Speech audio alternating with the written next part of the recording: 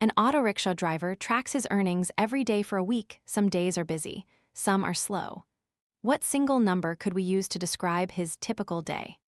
Pause the video for a second. What number would you guess represents his typical daily earning?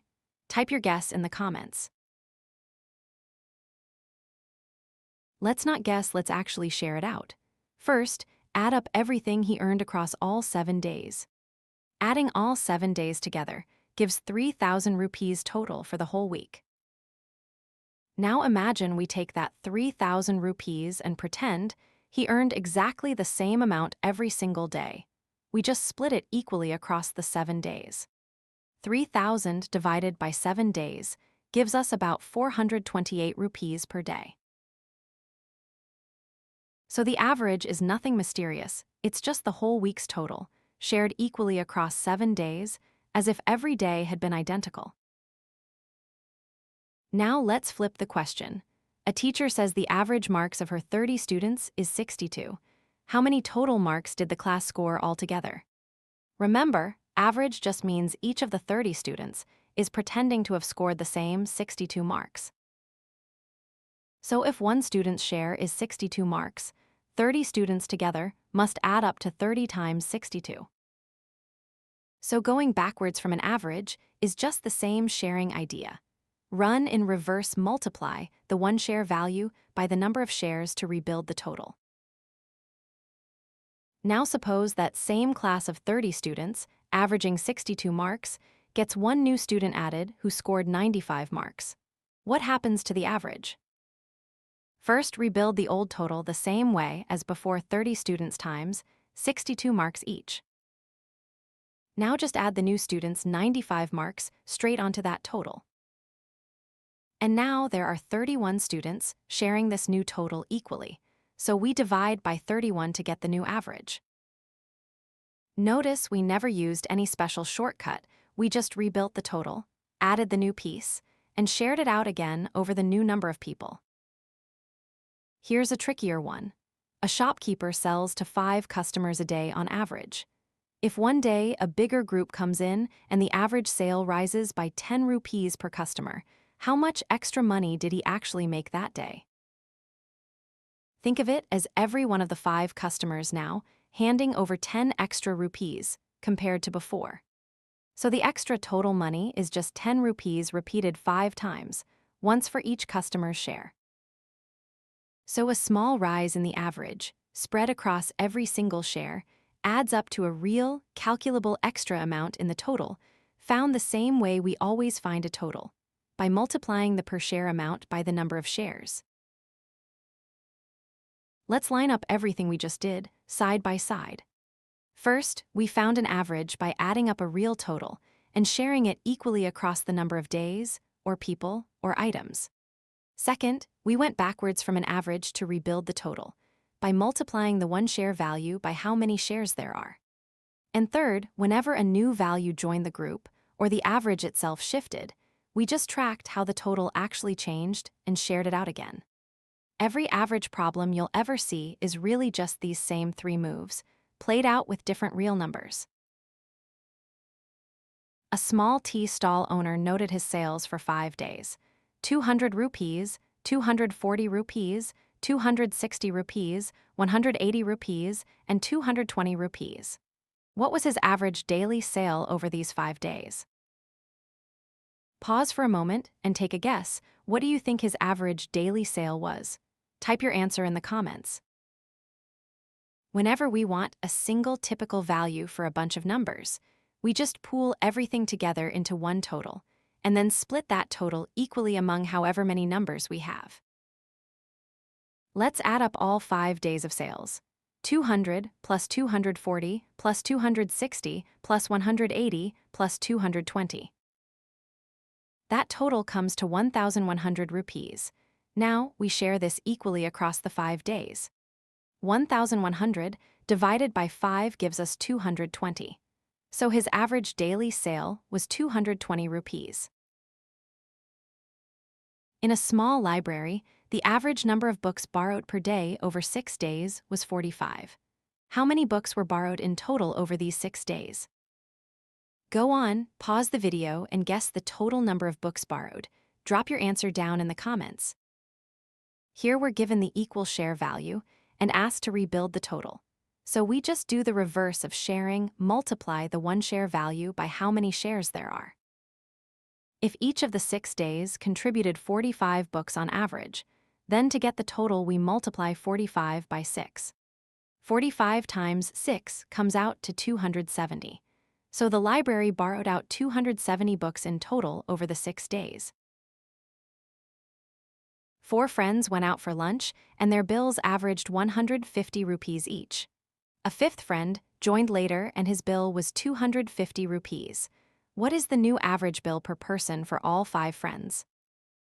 Before we solve it together, pause and guess, will the new average go up or down, and by how much? Comment your guess below. Whenever someone new joins a group, the cleanest way is to first rebuild the old total from the old average, then add the new person's amount to it, and finally share the new total equally among the new, larger group. First, let's find out what the 4 friends actually spent in total. If their average was 150 rupees each, we multiply that by 4. 150 times 4 is 600 rupees. That's the real total the first 4 friends spent. Now the 5th friend's bill of 250 rupees joins this total, so we add it on. 600 plus 250 gives us 850 rupees as the new total for all 5 friends. Finally, we share this 850 rupees equally among all 5 friends. 850 divided by 5 is 170. So the new average bill per person is 170 rupees. A cricket player scored an average of 42 runs in his first 8 innings. In his 9th innings, he scored a certain number of runs, and his average over all 9 innings rose to 45. How many runs did he score in the 9th innings? Take a guess before we work it out. How many runs do you think he scored in that 9th innings? Drop it in the comments. When the average changes after a new value joins, the trick is to rebuild both totals from their averages, the total before, and the total after, and see what extra amount had to be added to get from one to the other. First, the total runs from the first 8 innings. If the average was 42 runs across 8 innings, we multiply 42 by 8.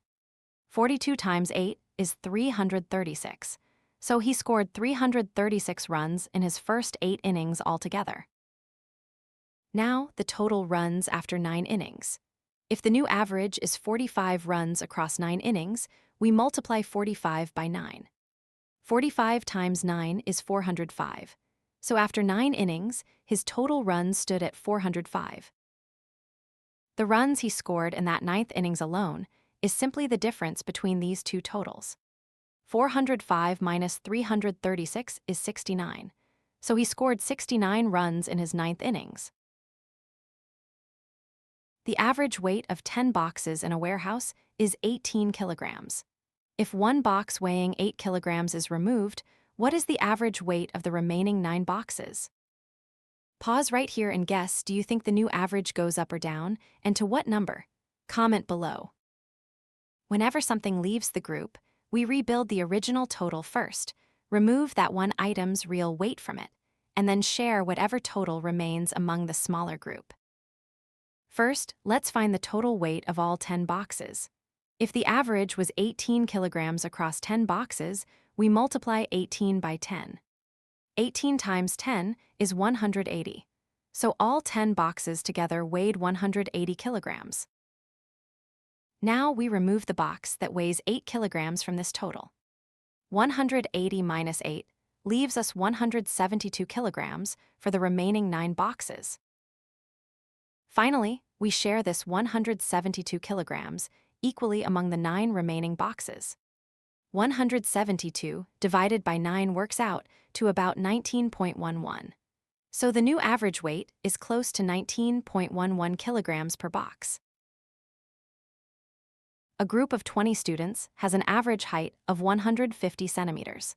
If the average height is to increase by 2 centimeters when one more student joins the group, what must be the height of the new student?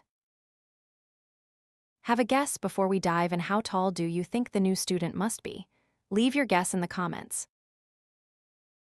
When we're told the average itself will shift by a fixed amount, we figure out the real total needed for the new average. And compare it to the real total, we already had the gap between them, tells us exactly what the new value must contribute. First, the total height of the original 20 students. If their average was 150 centimeters, we multiply 150 by 20. 150 times 20 is 3,000. So the 20 students together measure 3,000 centimeters in total height. Now, after the new student joins, there will be 21 students, and their average height must be 152 centimeters. So the required new total is 152 times 21. 152 times 21 comes to 3,192. That's the total height needed for all 21 students. The new student's height must be exactly the gap between this required total and what we already had. 3,192 minus 3,000 is 192. So the new student must be 192 centimeters tall. Over a period of 7 weeks, a shopkeeper's average weekly profit was 3,500 rupees. In the first 4 weeks, his average weekly profit was 3,200 rupees. What was his average weekly profit for the remaining 3 weeks? Give it a shot before we solve it. What do you think his average profit was for those remaining 3 weeks? Comment your guess. With a total split into 2 chunks like this, we rebuild the overall total from the overall average, rebuild the known chunk's total from its own average, subtract to find the other chunk's total, and then share that among its own weeks. First, the total profit over all 7 weeks. If the average was 3,500 rupees, we multiply that by 7. 3,500 times 7 is 24,500. That's his total profit across all 7 weeks. Next, the total profit for just the first 4 weeks. If the average there was 3,200 rupees, we multiply that by 4. 3,200 times 4 is 12,800. That's his total profit for the first 4 weeks. The profit made in the remaining 3 weeks is just the overall total minus what we've already accounted for in the first 4 weeks. 24,500 minus 12,800 is 11,700. That's the total profit for the remaining 3 weeks. Now we just share this 11,700 rupees equally across those 3 weeks. 11,700 divided by 3 is 3,900. So his average weekly profit for the remaining 3 weeks was 3,900 rupees. The average age of a family of 5 members is 24 years. If the age of the youngest member is excluded, the average age of the remaining 4 members becomes 27 years. What is the age of the youngest member? Here's a fun one. Pause and guess the youngest member's age before scrolling on, and drop your guess in the comments. When one value is excluded and the average changes, we rebuild the total before excluding it, rebuild the total after excluding it, and the difference between the 2 totals must be exactly the value that was excluded. First, the total age of all 5 family members. If their average was 24 years, we multiply 24 by 5. 24 times 5 is 120. So all 5 family members together add up to 120 years. Now, the total age of the remaining 4 members after the youngest is excluded. If their average is 27 years, we multiply 27 by 4. 27 times 4 is 108. So the remaining 4 members together add up to 108 years. The youngest member's age is simply the gap between the total for all 5 and the total for the remaining 4. 120 minus 108 is 12, so the youngest member of the family is 12 years old. A batsman's average score after 12 matches is 36 runs. In the next 3 matches, he scores 50, 60, and 40 runs respectively. What is his new average after all 15 matches?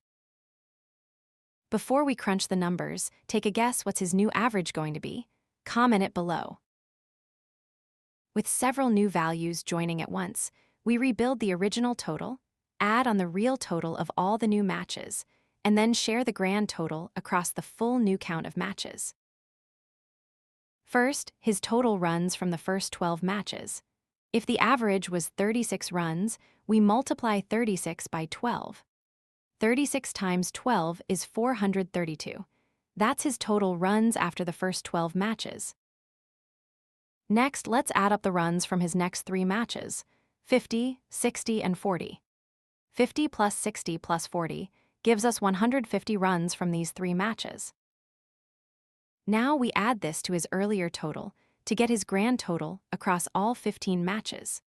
432 plus 150 is 582. That's his grand total runs across 15 matches. Finally, we share this grand total equally among all 15 matches. 582 divided by 15 is 38.8. So his new average after all 15 matches is 38.8 runs. A factory has 3 shifts. Shift A has 15 workers with an average daily wage of 400 rupees. Shift B has 10 workers with an average daily wage of 500 rupees. Shift C has 25 workers with an average daily wage of 350 rupees. What is the average daily wage of all the workers in the factory combined? This one has a few more moving parts. Pause and take your best guess at the combined average wage. Then tell us in the comments. When several groups combine, we rebuild each group's real total wage bill separately, add all those totals together into one grand total, and then share that grand total among every worker across all the shifts. First, Shift A's total wages. 15 workers at an average of 400 rupees means we multiply 400 by 15. 400 times 15 is 6,000, so Shift A's total wage bill is 6,000 rupees. Next, Shift B's total wages. 10 workers at an average of 500 rupees means we multiply 500 by 10. 500 times 10 is 5,000, so Shift B's total wage bill is 5,000 rupees. Now, Shift C's total wages. 25 workers at an average of 350 rupees means we multiply 350 by 25. 350 times 25 is 8,750. So Shift C's total wage bill is 8,750 rupees.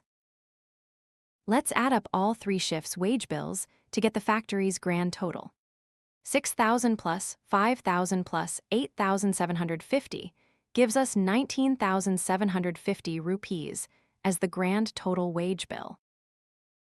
Now let's find the total number of workers across all 3 shifts, 15 plus 10 plus 25. That gives us 50 workers in total. Now we share the grand total wage bill equally among all 50 workers. 19,750 divided by 50 comes to 395.